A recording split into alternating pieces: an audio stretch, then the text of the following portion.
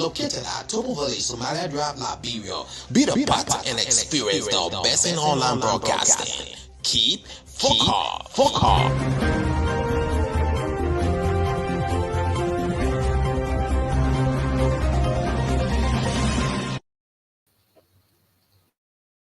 And good morning, good evening, good afternoon, wherever you're watching us from. Welcome to Focal Online TV. Welcome to the daily edition of Inside the Print Media. My name is Gretfina Courage Parr, and I'm going to be diving you through our various newspapers. I'm going to be bringing to you our news presentation this morning. In studio, we have the Front Page African newspaper. We have the Daily Observer newspaper. We have the New Dawn newspaper. If you are watching us here in Liberia, if you are watching us out of our country, Liberia, we love to say good morning, good evening, good afternoon to you. We are happy for you to be here on this platform. This is the daily edition of Inside the Print Media, and it brings joy to us that you are joining us and you are following all of the necessary things that are happening within our country, Liberia. Please, if you are celebrating your birthday today, we say happy birthday to you. If you are celebrating your anniversary and if you are graduating, we say congratulations and happy anniversary to you. So, folks, let's look at the latest updates from the Liberian Daily Observer newspaper. We have two top stories here. U.S. Ambassador hails Lab Poultry Farm Initiative. U.S. Ambassador hails Lab Poultry Farm Initiative. This is from the Daily Observer newspaper. Of course, we have the next upline here, the next update here from the Daily Observer newspaper. It says Deputy Speaker Fala risks losing seat 2. Deputy Speaker Fala risks losing seat 2. This is quite interesting from the Daily Observer newspaper. We now run quickly to the New Dawn newspaper. Our roads will be in better condition. The government of Liberia says major roads across the country will be accessible and pliable before next rainy season. Wow, this is interesting for our country, Liberia. Commerce to hold SME conference. Commerce to hold SME conference. Quite interesting for our country, Liberia. And we move quickly to the Front Page African newspaper. As experts debate solution, victims group rails against the idea that only a handful of perpetrators, including child Taylor, may face war crimes court. Quite interesting. Amid House statement, U.S. Embassy confident in Liberian government legislature to resolve dispute. Quite interesting as well. Senator Moyi denies joining forces to oust Speaker Kofa. What an interesting story this morning from the Front Page Africa newspaper. So we have three newspapers here in studio. We have the Liberian Daily Observer newspaper, the New Dawn newspaper, and the Front Page African newspaper. Folks, to take a short break. When we get back, I fill you in on the necessary details concerning our various sources for today. That is the Daily Observer newspaper, the New Dawn newspaper, and the Front Page African newspaper. Please stay with me as I will be right back shortly. My name is Gretfina Courage Parr. I'll see you soon. Focal TV. Bringing you innovation to broadcasting, news, views, comments, and analysis of issues happening in Liberia and the rest of the world. Focal TV, with check and balance, we break it as it unfolds. Focal TV, bringing you face-to-face with newsmakers in town. Focal TV, the best online platform in broadcasting. Focal TV, located at Topo Village, Somalia Drive, Liberia. Be the part and experience the best in online broadcasting. Keep focused.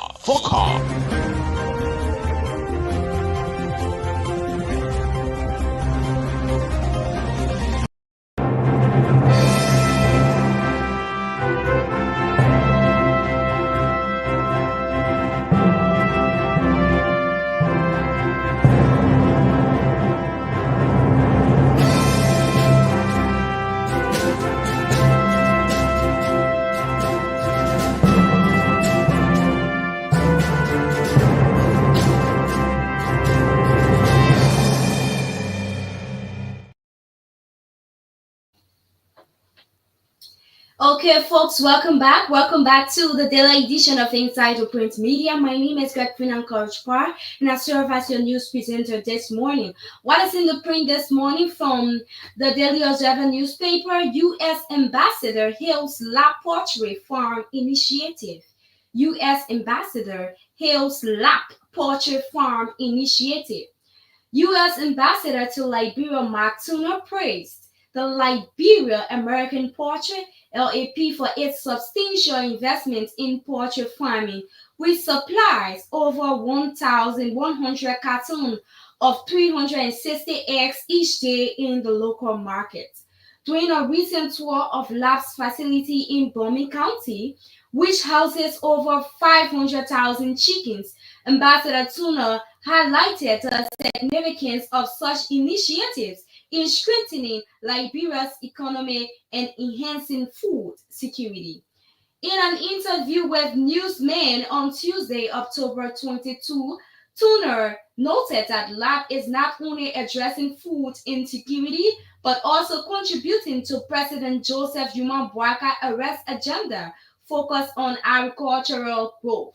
This impressive operation exemplifies the entrepreneurship and economic development needed in Liberia, he remarked. The ambassador expressed optimism that lab success could attract further U.S. investment in Liberia. He acknowledged the country's progress in political development and democracy, stating businesses like this are a clear example of what needs to happen, and we need more of this. Turner emphasized the importance of infrastructure investment of economic growth, pointing to the necessity for improvement in roads, electricity, and internet connectivity. LAP, the largest poultry farm in Liberia, operates 7 production units and employs 350 permanent workers from 12 towns in the region. Additionally, the farm engaged contract workers to support local job creation. Managing partner Christopher Bassett stated that LAB's current production can meet local demand, although poor road connection often lead to product damage during transport to Monrovia. Bassett announced that LAB now produces 400,000 eggs daily, a milestone for Liberia, and is preparing to export to neighboring countries. He contrasts lab fresh locally produced eggs with previously imported foreign eggs, which could take over 50 days to reach the market. With a fifth with a 500-acre facility, Lab is equipped with climate control production areas and feed mill in Monrovia that produce 60 tons of chicken feed daily. Mass share plans for the future hydroelectric power from the nearby river to support both the poultry farm and surrounding villages. Still on the Daily Observer newspaper, Deputy Speaker Fala risks losing seat too. Deputy Speaker Fala risks losing seat too. This is a question. The political drama at the capital in Monrovia continues to unveil many surprises as efforts to oust House Speaker Jay Fonati Kofa intensify. The latest move by those seeking the speaker removal is contained in a letter demanding the presence of Thomas Fala, Deputy Speaker of the House of Representatives, at Thursday's section or stand prepared like Kofa to cease being Deputy Speaker.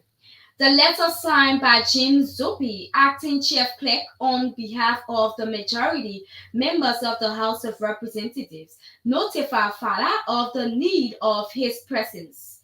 Zopi's letter was premised on the House Rule Number 8 as well as Article 33 of the Liberian Constitution, both of which affirm that a simple majority is legally allowed to proceed with normal legislative businesses. Fala is the representative of Lofa County Electoral District Number 1 and is a supporter of the embattled Speaker Kofa. Although Fala at a point in time recently accused of being one of the masterminds behind the plot seeking to bring Kofa down from the House Speaker position. By directive of the majority members of the House of Representatives, we write to inform you of a resolution signed by the majority lawmakers which affirms that Speaker J. Fonati Kofa has lost the trust and confidence of the majority of the House members, says the letter copy of which is in the possession of the Daily Observer. According to the majority membership of the lawmakers, Kofa had lost the confidence reposed in him when he was elected Speaker and can no longer continue to enjoy the support of the majority, and a move that increases the pressure on the Speaker to relinquish his position. This is from the Daily Observer newspaper. Of course, we move quickly to the New Dawn newspaper. Senator Delon wants Labor minister cited. Senator Delon wants Labor minister cited. Senator Delon, in his communication to the Senate, which was read on Tuesday, October 22, 2024, during the Senate's 39-day sitting, first section alarms over what he described as violation of existing labor regulations that prioritize Liberian workers in both skilled and unskilled positions. According to Delon, the Decent Work Act, specifically Chapter 7, Section 7, Point 1 and Chapter 45, Section 45.9 grants the Ministry of Labor authority to issue foreign works permits. However, under the revised regulation number 17, 2019, which outlines the legal framework for work permits, there are strict conditions that should limit the employment of non-Africans in the informal sector and ensure the specific job remain exclusively for Liberians. The regulation also mandates employers to prove they cannot find a suitable Liberian for a job before applying for a foreigner work permit. This includes publishing job vacancy in at least 2 local newspapers and on 2 radio stations for a month and obtaining a certificate from the ministry as proof of the non-availability of a Liberian candidate. Despite these measures, Senator Delon voices concern that the Ministry of Labor has continued to issue and renew work permits for foreign nationals, even for jobs Liberians are qualified for and available for. He stresses that these actions are contrary to the intent of the Decent Work Act and contribute to raising employment in the country, particularly in the private sector. Year in and year out, the Ministry of Labor has issued work permits to non-Liberians for jobs which Liberians are suitable and readily available. In his communication, this undermines our effort to address unemployment and improve local employment rates, the Montserrat County Senator says. Quite interesting from the New Dawn newspaper. Senator Delon is raising a serious point. Therefore, Senator Delon wants Labor minister seated. What an interesting platform this morning. So we have our last update here from the New Dawn newspaper.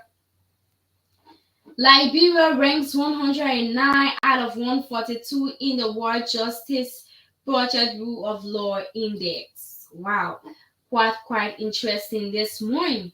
Liberia ranks 109 out of 142 in the World Justice Project Rule of Law Index. Quite interesting this morning. How do you rank our country, Liberia, as it relates to this, folks? Let's get to know why Liberia is ranked 109 out of 142 in the World Justice Project Rule of Law Index. In the last year, the rule of law declined in 57% of countries surveyed. However, Liberia is among the minority countries that have seen its WJB Rule of Law Index score increase this year. WJP. Liberia overall rule of law score increased by 1.0% in this year index. It ranks 109th out of 142 countries worldwide. Liberia ranks 17 out of 34 countries in sub-Saharan Africa regionally. The region's top performer is Rwanda, ranked 40 out of 142 globally, followed by Namibia and Mauritius. The three countries with the lowest scores in the region are Cameroon, Sudan, and the Democratic Republic of Congo. In the last year, 21 out of 34 countries in sub-Saharan Africa declined, and 14 out of those 21 countries had also declined in the previous year.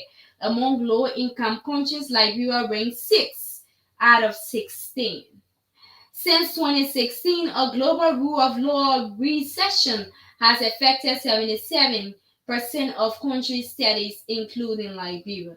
Globally, the declines were largely driven by authoritarian trends. Between 2016 and 2024, the index factor measuring fundamental rights fell in 81% of countries, including Liberia. Over the past 7 years, index scores for constraints on government power have fallen in 77% of countries, including Liberia. Around the world, legislature, judiciaries, and civil society, including the media, have all lost ground on checking executive power, the index shows. This is how we move lastly to our last source for today, and that is the Front Page Africa newspaper. If you are just joining us, we just concluded with the New Dawn newspaper, and our last source says Liberia ranks 109 out of 142 in the World Justice Project Rule of Law Index. Front Page Africa newspaper. Gambia Director General Harris appointed to Financial Action Task Force Steering Group. Quite interesting from the Front Page Africa newspaper this morning. We will take a short break, folks. When we get back, we proceed with our news presentation from the Front Page Africa newspaper. Of course, the Front Page Africa newspaper is going to be our last source for this morning, so we encourage you to please stick and stay as we take this short break quickly. Focal TV. Bringing you innovation to broadcasting, news, views, comments, and analysis of issues happening in Liberia and the rest of the world. Focal TV, with check and balance, we bring it as it unfolds. Focal TV, bringing you face-to-face with newsmakers in town. Focal TV, the best online platform in broadcasting. Focal TV, located at Tobo Village, Somalia Drive, Liberia. Be the part and experience the best in online broadcasting. Keep Focal.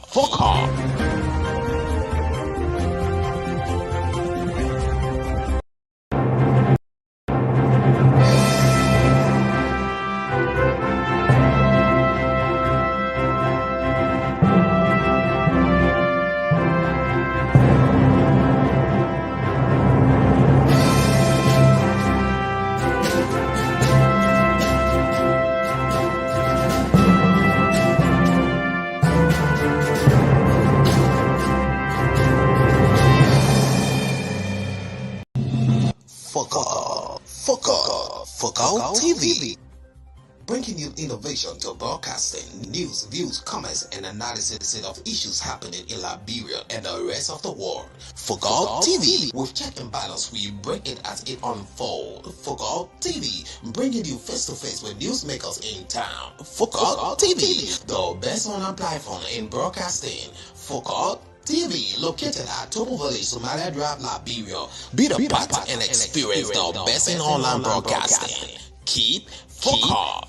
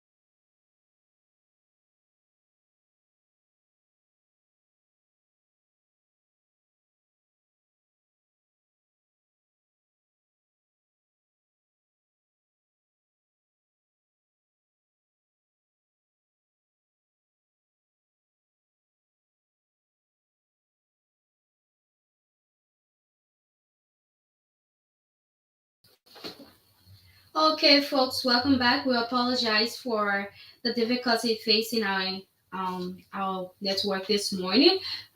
We have lastly, that is the Front Page Africa newspaper. We have Gaba, Director General Harris appointed to Financial Action Task Force Steering Group.